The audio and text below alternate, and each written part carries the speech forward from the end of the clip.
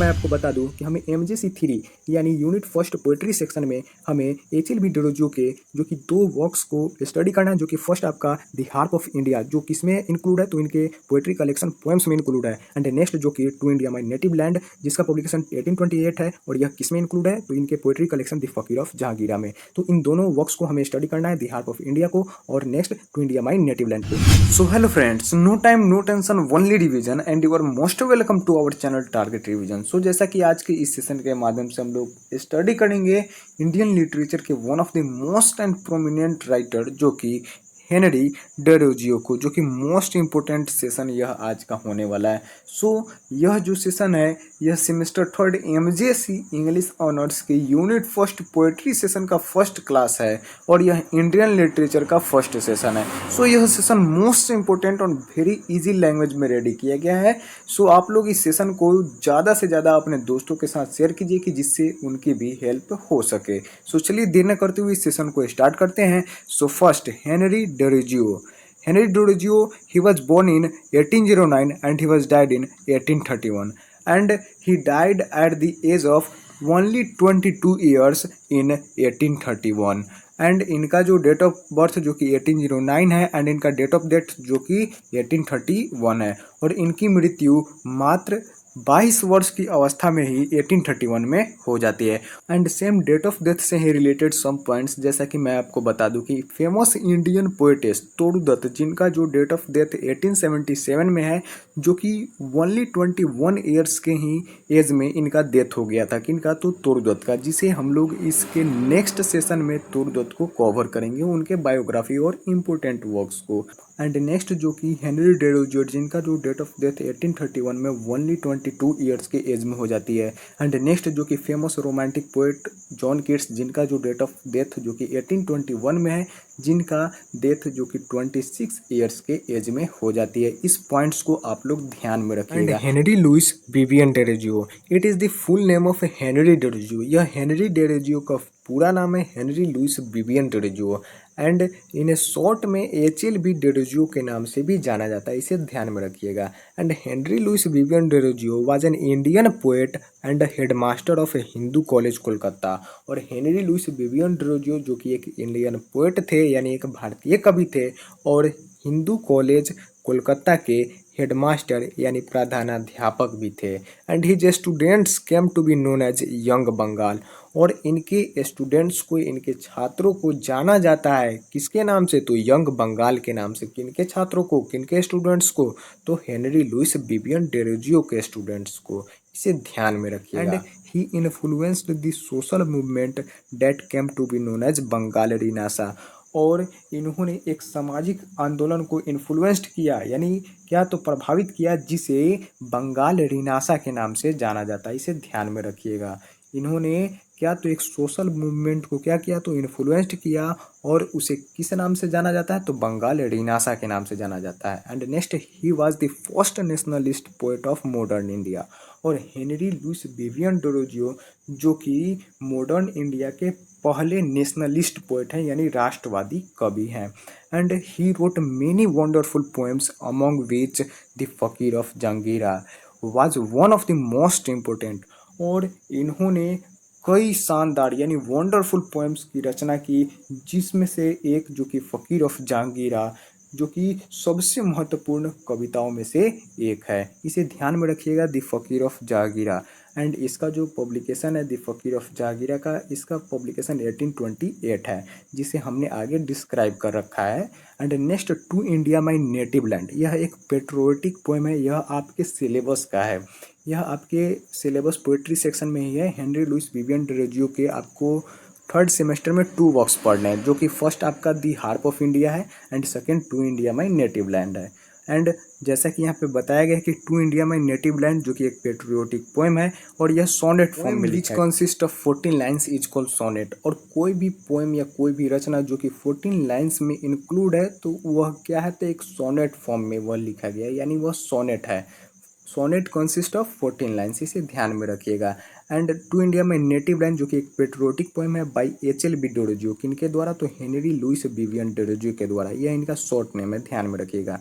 And was published in 1828। और to India my native land जो कि HLB डोरजियो के द्वारा पब्लिश्ड किया गया है कब, तो 1828 में। And it is the part of his poetry collection title the फकीर ऑफ जहांगीरा।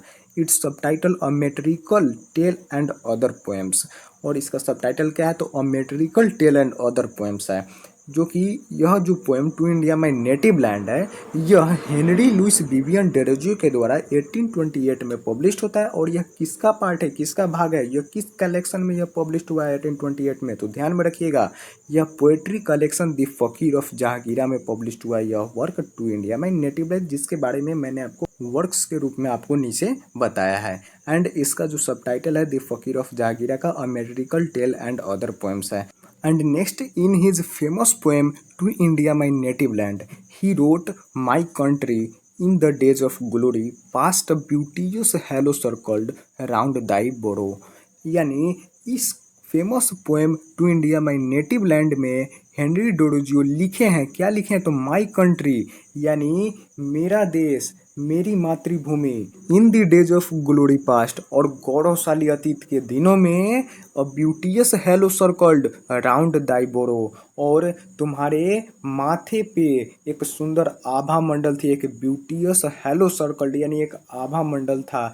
किसे कहते हैं, तो अपने मातृभूमि, अपने देश को कहते हैं हेलो सर्कल राउंड यानी एक आभा। जैसे कि मैं आपको बता दूं कि कोई भी गॉड या गॉडेस के जो सर के हेड के जो पीछे आप देखते होइएगा जो लाइटनिंग की तरह जो चमकता हुआ, वह एक आभा होता है, एक हेलो सर्कल्ड होता है, जो कि एक सूर्य के प्रकाश की तरह होता है। उसे ही कहा गया है यहाँ पे एक ब्यूटियस हेलो सर्कल्ड के रूप में, जो कि अतीत के समय में, एक गौरवशाली अतीत के समय में हमारे देश के माथे पे वो था।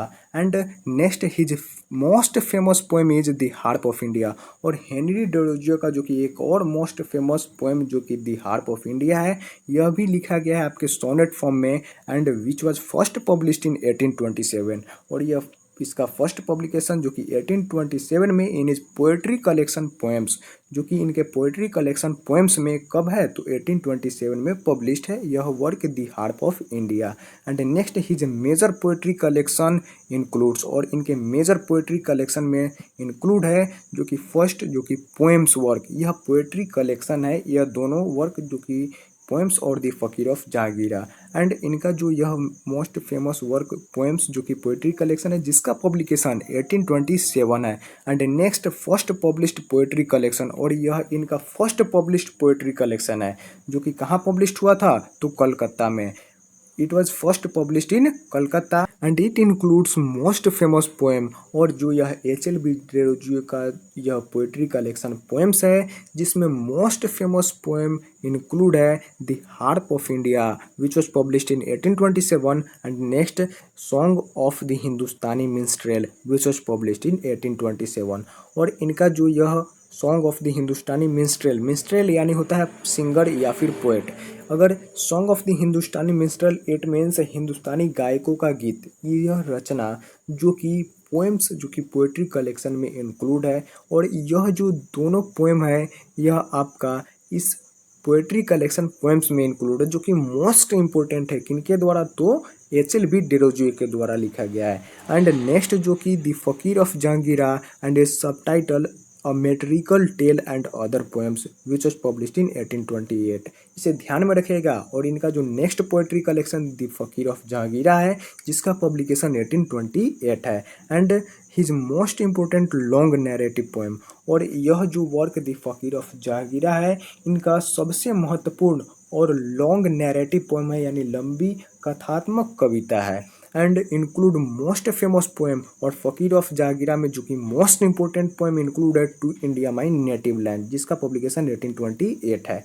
एंड यहाँ से मैं आपको बता दूं कि हमें MJC 3 यानी यूनिट फर्स्ट पोएट्री सेक्शन में हमें HLB डोरोजियो के जो कि 2 वर्क्स को स्टडी करना है, जो कि फर्स्ट आपका द हार्प ऑफ इंडिया जो किसमें इंक्लूड है, तो इनके पोएट्री कलेक्शन पोएम्स में इंक्लूड है। एंड नेक्स्ट जो कि to India my native land, जिसका पब्लिकेशन 1828 है, और यह किसमें इंक्लूड है, तो इनके पोएट्री कलेक्शन द फकीर ऑफ जहांगीरा में। तो इन दोनों वर्क्स को हमें स्टडी करना है, द हार्प ऑफ इंडिया को और next to India my native land को। सो अब हम लोग जो है नेक्स्ट सेशन में द हार्प ऑफ इंडिया को स्टडी करेंगे। एंड जो जो भी हम लोग यह बायोग्राफी और वर्क्स को स्टडी कर रहे हैं, इन सभी का मैं एमसीक्यूज भी कराऊंगा जो कि मोस्ट इम्पोर्टेंट होगा। और इतना ही कंप्लीट कर लेने के बाद आपके थर्ड सेमेस्टर के एग्जाम में कुछ भी मिस नहीं होगा। सो यह सेशन आपको कैसा लगा आप हमें कमेंट बॉक्स में कमेंट कर जरूर बताएं। यदि आप इस चैनल पे नए हो तो प्लीज़ इस चैनल को सब्सक्राइब करना मत भूलें।